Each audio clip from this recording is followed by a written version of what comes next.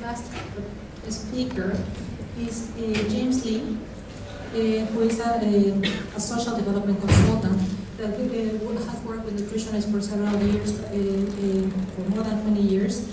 And he began his working life in the humanitarian relief sector, working in therapeutic field programs. And he has been a long-time collaborator of several of the panelists here. Today he will present on a strategy for integrated linkages between service delivery and household utilization across programs. It's a household component that Jalal mentioned. Thank you, Luz, and I'd like to thank Nutrition International for providing the opportunity to appear here and discuss the work.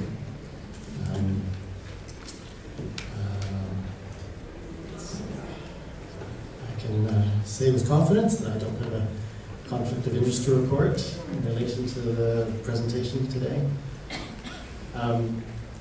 And the topic, as Jalal's already said, is to discuss the use of a particular mixed method approach to inform the design and contribute to the efforts to envision integration in these BRAC programs. Jalal's already said that the idea here was to kind of counterpose research at the household and community level with the picture we were deriving from the program implementation pathway research, and to try and compare those things, and through that comparison reveal gaps, opportunities, etc. In particular, we thought, based on the use of these types of methods in the past, we might gain some insights into three particular areas. The possible interventions that might be appropriate in this circumstance, the ways that those interventions might reach people, and the kinds of issues that might appear when you start to think about what's the appropriate BCC for any given intervention. We used, as I've already said in the title, a method called the focused ethnographic study. This is something that our panelist Gretel was involved in originating for work around acute respiratory infections and vitamin A back in the 90s, and it's been retooled more recently for investigations into infant and young child feeding, particularly by game. And it's a kind of public realm tool which is available to anybody for their own modifications and use. We did make use, in our case, of particular modules that had already been developed for investigating certain aspects, but we also developed our own, and this is typical of what you probably need to do when you take this and use it yourself. But the thing I would really stress is that there's it's very much, it relies on a kind of iterative approach. You can't do it all at once. You really do it in stages. You see what you have, you analyze it, and you retool around that and go forward to the next stage. Ideally, you do that multiple times. Most programmatic settings, you have the opportunity to do it 2 or 3. So we started with some very wide-ranging discussions with a wide range also of informants, both in individual and in group settings, and we were very kind of opportunistic about that. Having done that, we were able then to kind of narrow our discussions down to the areas. I don't know if the print is big enough for you to see there, but this involved some systematic recording of people's recollections of what they had been, girls' recollections of what they'd been eating over the past 24 hours, their ideas about anemia, the kinds of foods that they ate and didn't eat generally, the kinds of foods that they ate and didn't eat when they were menstruating, the kinds of messages that they were exposed to, ideas that they had about maintaining their health, and ideas also about how feasible those health actions might be. And a big part of this was just gathering lists. Many of these questions took the form of, well, can you tell me all the ways that you know of to maintain your health? Or can you tell me all the foods that you avoid when you're having your menstrual period? Through gathering those individual lists, we made aggregate lists. And that allowed us to identify things that might be worth going further. And so in our third stage, we really dug a little deeper into ideas of iron content in individual foods based on the kinds of foods that they either discussed with us or showed that they've been eating. And we talked about particular messages. We had I'll discuss a little bit more of that as I go forward. But this, most of this section relied on taking those list items and having people manipulate them some way, ranking them or rating them in importance or feasibility. So I'm going to go quickly now to some of the key results from the work. We wanted to know where people were getting their health information. And we did that really using two approaches. We developed 5 sentinel messages based on materials that we gathered from BRAC staff at the district level. Things that we felt it was likely that girls had been exposed, would have had a chance to be exposed to related to health and nutrition. And we asked them for each of them, where they heard the message, who they first heard it from, and where they were when they heard it. And then our second approach was more inductive. We asked girls to list all the actions they were aware of that they could take to maintain their health, and then we went through the same process with those messages. So we approached it both from a kind of formal health sector messaging standpoint and also from girls' own, if you like, emic ideas about their own health. So the highlights, the results highlighted the importance of the home and the school as the primary points of contact for transmission of health information. And that kind of falls into the category of negative findings. We expected it might actually be a good deal more complicated, and we'd have to think about both complications arising from other points of contact with the messages, but also other opportunities. As it turns out, there really didn't appear to be a lot of sort of third sources, whether friends or school. Sorry, not school, but radio. It really was this sort of bipolar picture of school and home.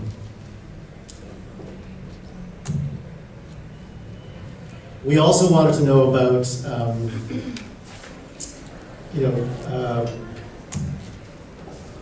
what were the kind of social and to some extent spatial aspects of their involvement in with foods. So we found that most of them are involved in the preparation of what they eat at home. We found that they actually enjoy some control or agency over what they do eat based on what they like, what they dislike.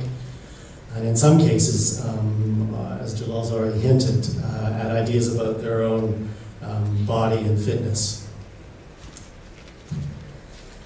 So I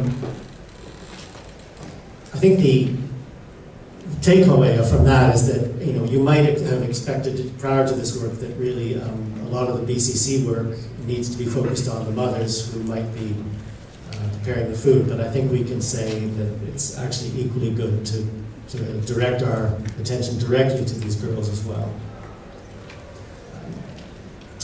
And we also, I talked already about the sort of school and the home being the messaging centers. They also seem to be the places where foods are mostly concerned. We've got that same bipolar picture there.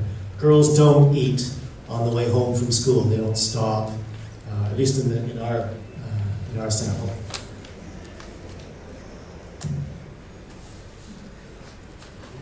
But it is social, and we would, okay, 2 minutes, all right.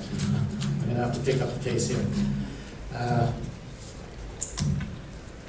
We found through the 24-hour recall the diet was reasonably varied and actually included quite a bit of iron-rich foods.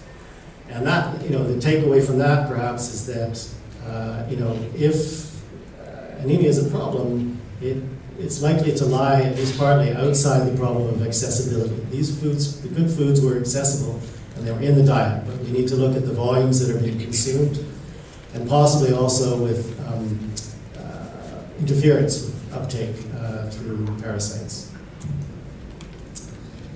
Snacks. These girls don't take food from home to school and eat it there. They're really just, they're going for a long period between the time they leave in the morning, the time they come home and have a meal in the afternoon. Depending on their age, it might be 8 or even 10 hours. But they're usually purchasing, or many of them are purchasing something to eat at school. And actually, most of that is fried food that relies, the common denominator in a lot of these snack foods is lentils. So the kind of possibility of a fortified snack based, or a snack based around fortified lentils is an intriguing possibility. And then the girls were clear that it's customary to reduce consumption of certain foods during menstruation.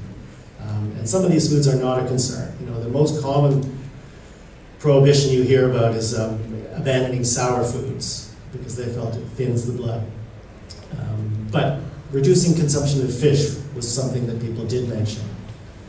And that's, from analyzing the discussions, it seems like that's a custom that many girls are resisting or feel they can abandon. But it did apply to about 30% of our sample who said that they had given up fish while they were menstruating.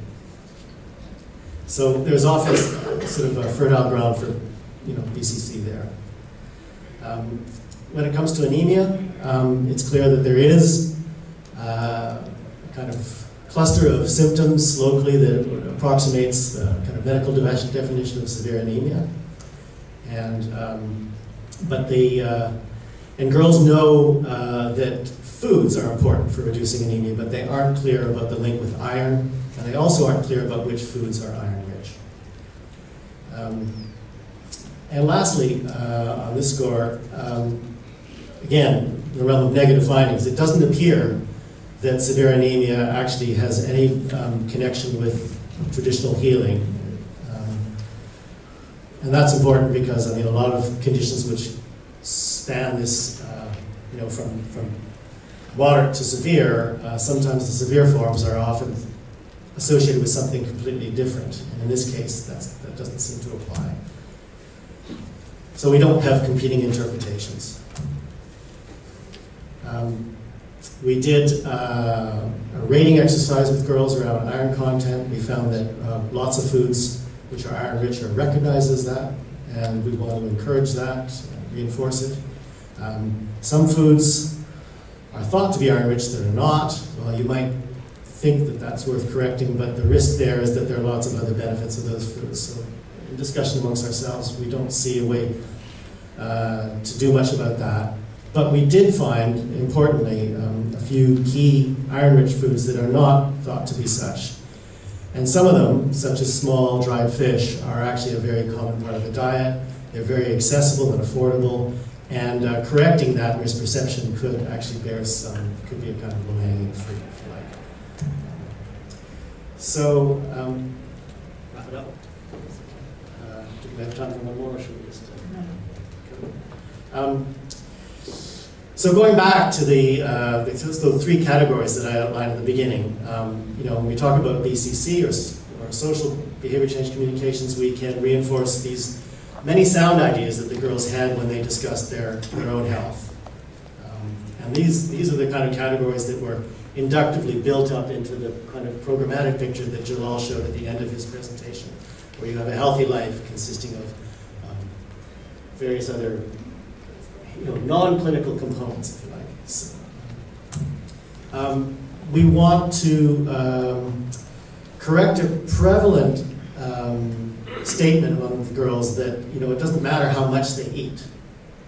They were familiar with all the Sentinel messages that we presented them, but they were skeptical about this one, which is interesting. We want to clarify for the girls which foods are rich in iron, and we also want to reinforce or introduce the link between anemia and iron deficiency. We want to accelerate the move away from particular food prescriptions around menstruation, and we want to caution about the effects of dieting, which is another topic we don't really have time to go into. But we did find that not that many girls said they were dieting, but many were aware of the phenomenon in their friends. In terms of the contribution to the delivery side of things, we can see that, we found that when we looked at the messaging patterns, female family members were key. And so for social behavior change, we obviously want to use that system. And the school as well. Both, in the case of the school, probably the home as well, both for material delivery, but also delivery of information. And then in terms of appropriate interventions, the information on the diet from the 24-hour recall showed us that we do need to pay some attention to how the WASH components of an organization like BRAC, which at the moment are centered really around sort of more industrial scale deliverables, can actually be focused more on the household and addressing some of these other issues that might be inhibiting iron uptake. And the possibility, as I said, of a fortified snack. These are just examples. If Jalal had the courage to show you that entire list, you'd see that he has so many points of contact already identified through BRAC, and many of them emerged from this kind of work. But this hopefully gives you a sense